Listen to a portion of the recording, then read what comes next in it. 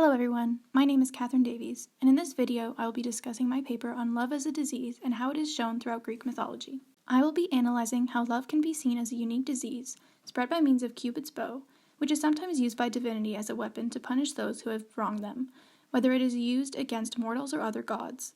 Love is depicted as a plague in mythology because of how it is dispersed, the pain which it inflicts, and how it often results in death or transformation. First, let us look at a few definitions to clarify what some terms which I will be using mean. A disease is defined as being an illness or sickness characterized by specific signs and symptoms.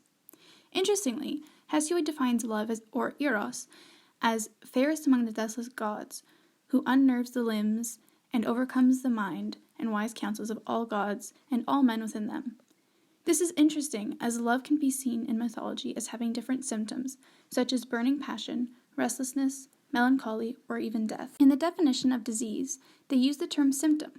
A symptom is any feeling of illness or physical or mental change that is caused by a particular disease, or it can be any single problem that is caused by and shows a more serious and general problem. Using these definitions, love is clearly being shown as a disease in ancient mythology, as it contains symptoms which change its victims either physically, mentally, or in both ways. One of the first similarities when looking at disease and love in mythology is the means by which they are spread.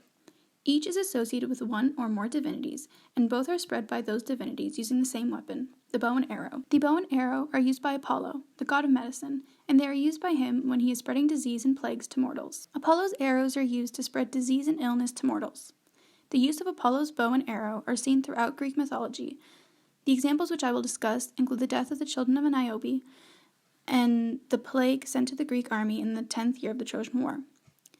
As stated by Christine Downing, Apollo's arrows were poisoned with disease. They brought disease and swift death to men. These arrows were used by Apollo when defeating the great Python, when killing the sons of Niobe, and when spreading disease to the Greek army during the Trojan War.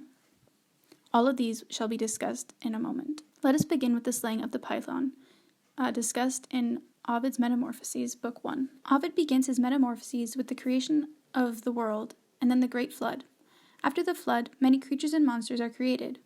One such monster was the Great Python. Apollo almost emptied his quiver to destroy the serpent, overwhelming it with 1,000 arrows, till the venom flowed out from its dark wounds.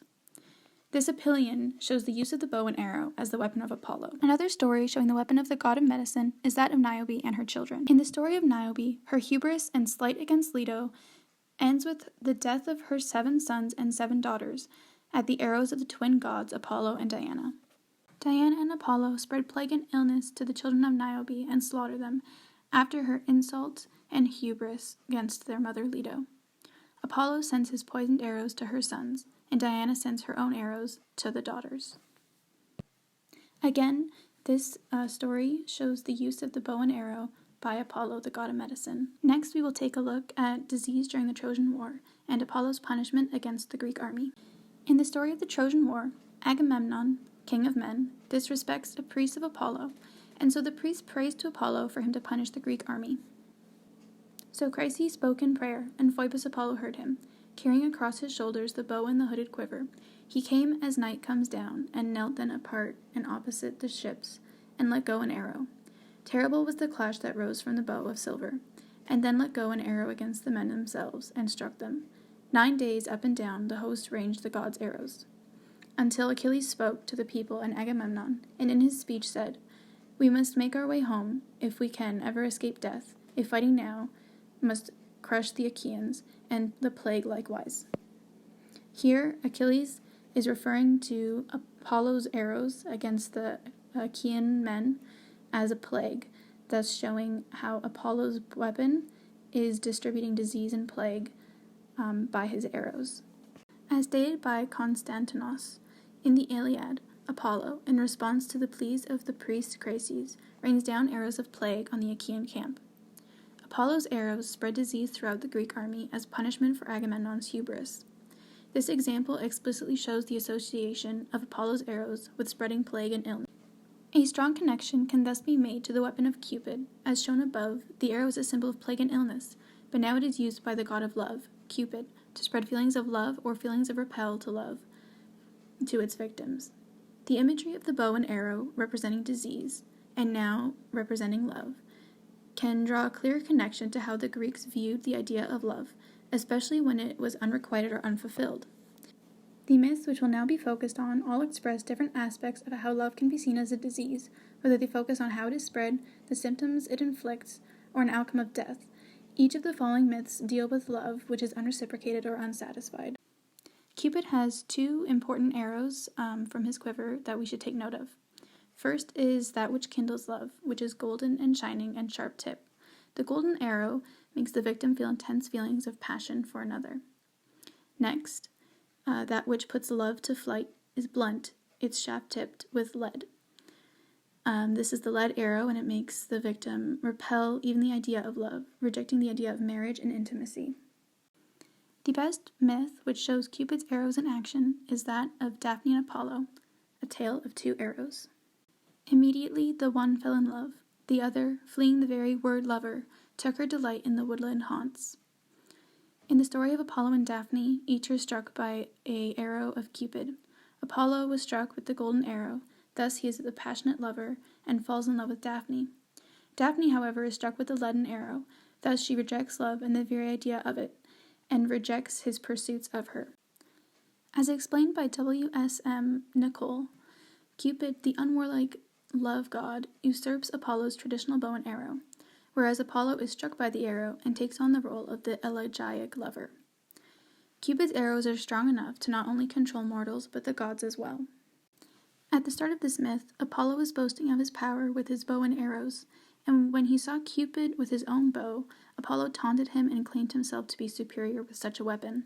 It was this act of hubris which caused Cupid to strike Apollo with the golden-tipped arrow and cause him to pursue Daphne. He then struck Daphne with the lead arrow so that this love would be unrequited. Daphne, fleeing the pursuits of Apollo, ended up asking her father to turn her or to help her, and he turned her into the laurel tree, which is why the laurel tree is so sacred to Apollo. This love was destined to be failed and was a means of revenge for Cupid. The next myth I'll discuss is the myth of Pluto and Proserpine, or, as we know, Hades and Persephone. This displays the power of Cupid, and again, how love is dispersed by his bow and arrow. In Ovid's account, it is not explained why, but Venus must seek help from Cupid to make Pluto, god of the underworld, fall in love. Cupid conquers the god of death with his disease of love, and makes Pluto fall in love with Proserpine. As stated by Wade C. Steffens, after the victory over Pluto, Cupid rules the triple kingdom of heaven, sea, and Hades, for he has conquered Jupiter, Neptune, and now Pluto with the power of his arrows.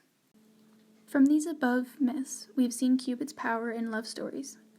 Although it is not always stated that Cupid is involved in the love stories and tragedies in mythology, there is no reason to doubt his activity in them, for only Cupid had the power to make the gods fall in love. Cupid's power is strong and evident in Greek love stories, whether they are tragedies, like the ones discussed in this presentation, or not, to the point that his involvement does not need to explicitly be stated. The next stories we will discuss do not explicitly state Cupid's involvement, but it can be assumed that the love felt by these people was sent to them by Cupid's arrows.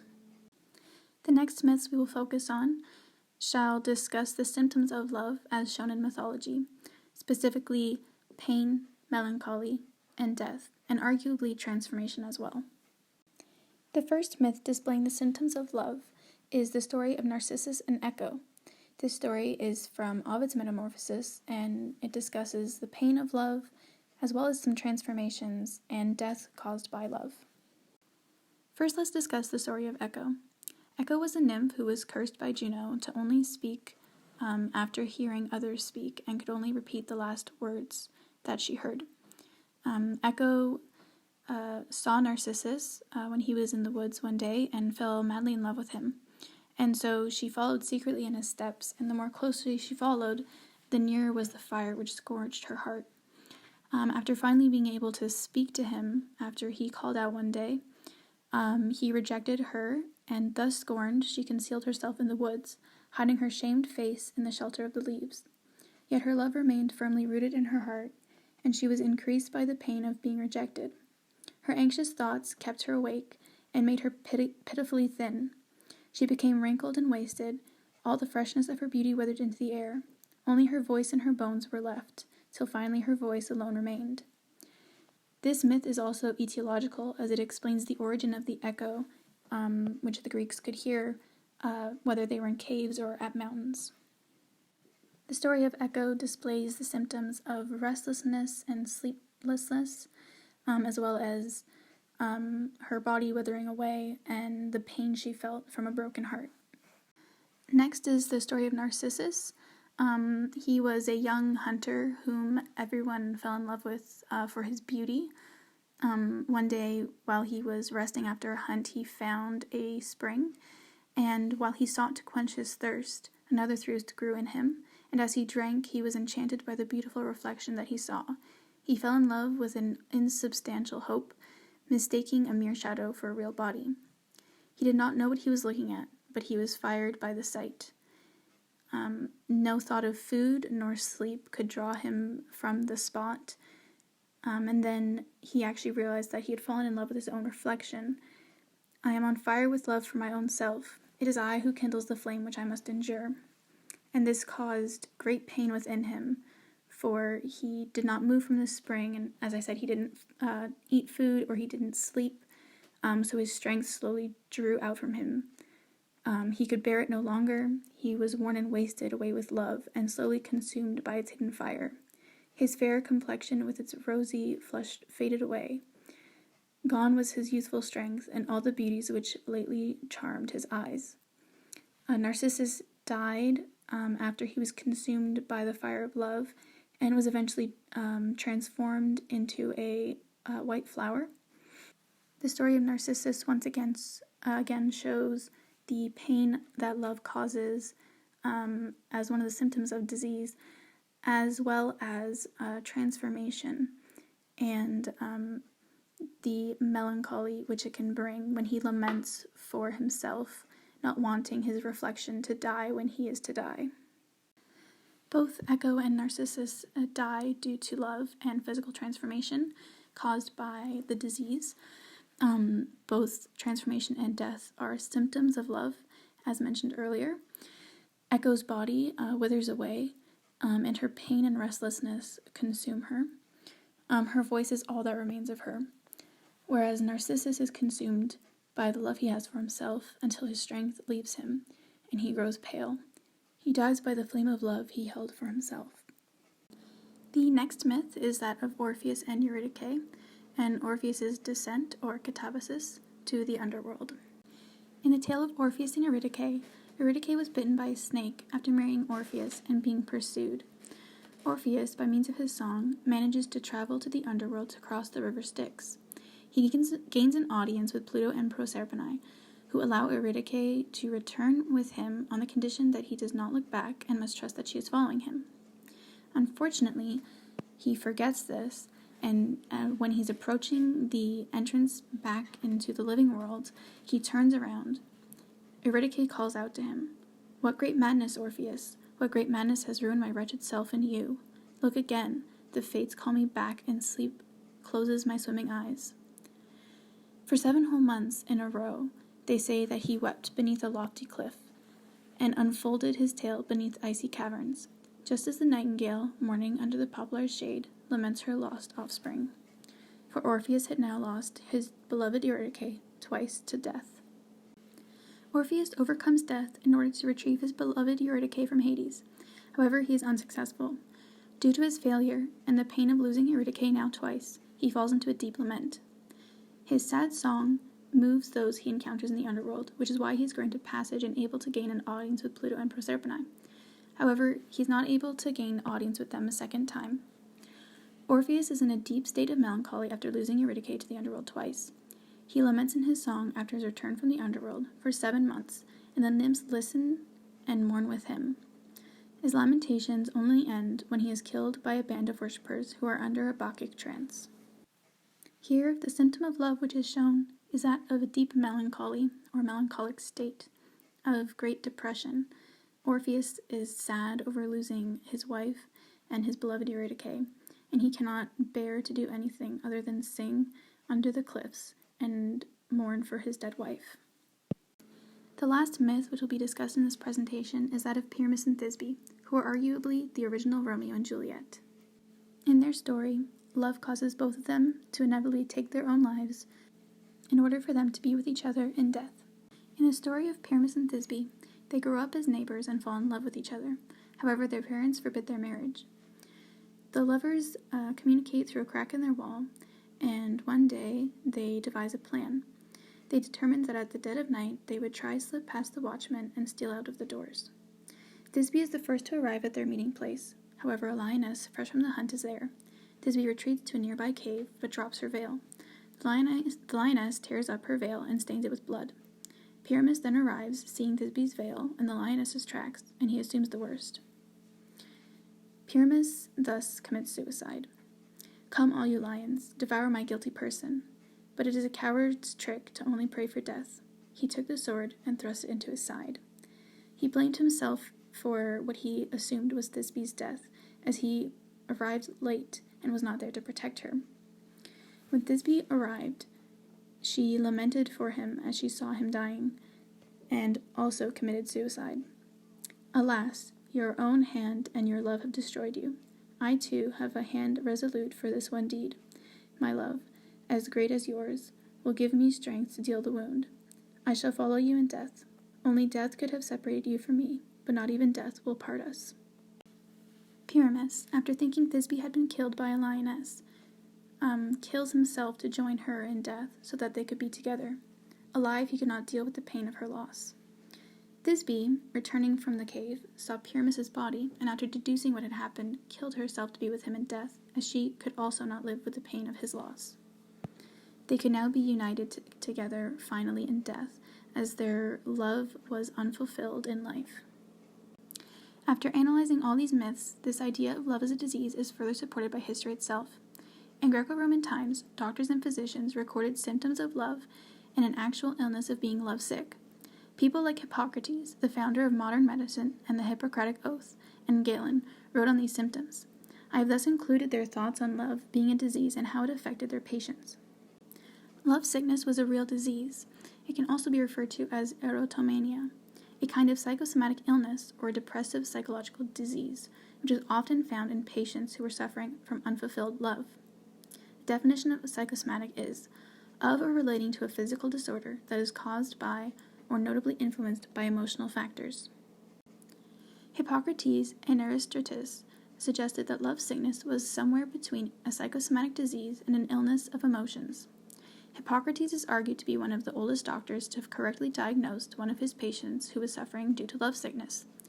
Hippocrates is seen as in Epiphanes' Life of Hippocrates, treating the Macedonian king Perdiccas II of his unrequited love for his father's concubine. Erasistratus was also recorded to have treated lovesick patients. In the 1st century CE, it was not considered absurd for doctors to make house visits to patients suffering from erotomania.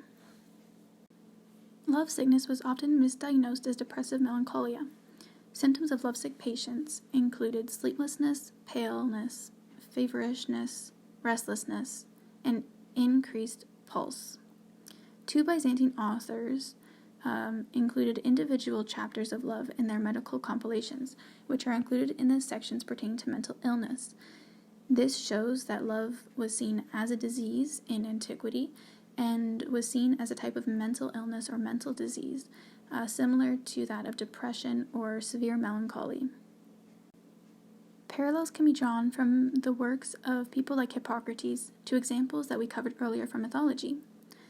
Sleeplessness and restlessness are shown when Echo cannot sleep after her heart is broken by Narcissus, causing her body to wither away. Severe melancholy is felt by Orpheus after he loses Eurydice twice to death. And paleness is shown in Narcissus as his strength leaves his body, and he withers away looking at his own reflection. These are just some of the parallels that can be drawn from mythology and how they correspond to what the Greeks believed at the time of these myths. Overall, love is portrayed as a disease in Greek mythology through its distribution, use of symptoms, and the result of transformation or death. Throughout this presentation, we have discussed myths such as Apollo and Daphne, which have resulted in either transformations or the showing of symptoms which the Greeks truly believed were a result of love sickness or love as a disease at the time. These theories are supported by physicians like Hippocrates and Galen, who wrote in their own works the symptoms that their own patients experienced while being lovesick. Thank you so much for watching my presentation. I hope you enjoyed learning about how, through mythology, we can see that the Greeks viewed love as a disease by being distributed by arrows and containing its own symptoms, and even causing deaths to its own victims. I hope you have a great rest of your day, and I hope to see you on Sunday for the live Q&A session. Thanks again for listening, and I hope you learned something interesting that you can take away from my presentation. Can't wait to talk to you on Sunday.